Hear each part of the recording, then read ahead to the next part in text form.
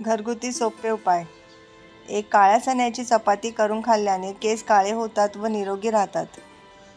2. जे लोक पोटावर झोपतात त्यांना हृदयविकाराचा झटका येण्याची शक्यता जास्त असते. 3. हळद भाजून त्यावर मध लावून खाल्ल्याने सर्दीपासून आराम मिळतो.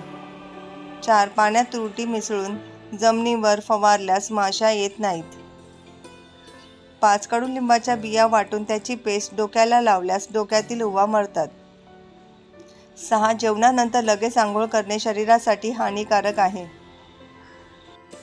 7. सकाळी दूध उकळल्यानंतर त्यात 2 दाणे तांदूळ टाकले तर दूध रात्रभर खराब होत नाही.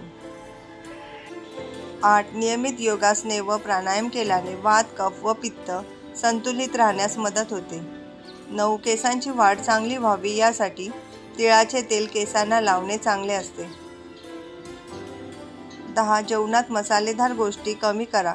कमी तिखट असलेले पदार्थांचे सेवन करा. धन्यवाद.